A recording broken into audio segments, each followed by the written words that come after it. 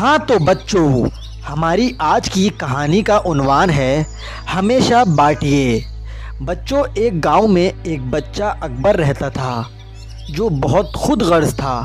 वो अपने खिलौने या अपनी कोई भी चीज़ दूसरों के साथ शेयर नहीं करता था।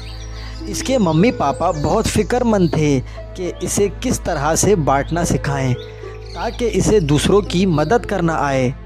तो एक दिन अकबर स्कूल से अपनी साइकिल पर घर वापस आ रहा था तो रास्ते में इसने देखा कि एक बच्चा गड्ढे में गिर गया है और वो ज़ोर ज़ोर से चिल्ला रहा है और तकलीफ़ की वजह से वो अपना हाथ भी नहीं हिला पा रहा।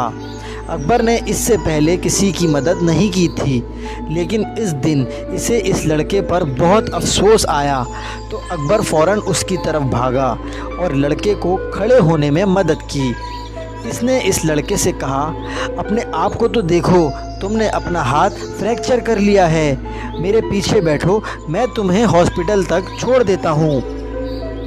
थोड़ी देर बाद जब इस बच्चे के मम्मी पापा हॉस्पिटल आए तो उन्होंने अकबर का शुक्रिया अदा किया और बोले, तुम बहुत अच्छे दिल के इंसान हो, खुदा तुमको हमेशा खुश रखे।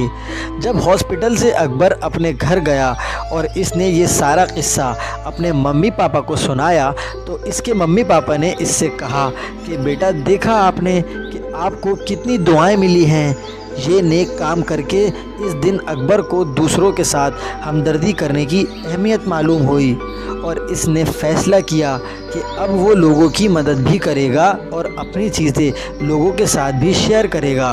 तो बच्चों, हमने इस कहानी से सीखा कि हमेशा दूसरों की उनके मुश्किल वक्त में हमें मदद करनी चाहिए। तो बच्चों, अगर आपको हमारी स्टोरी अच्छी लगी तो हमारे चैनल मोरल टीवी को सब्सक्राइब कर दें। शुक्रिया।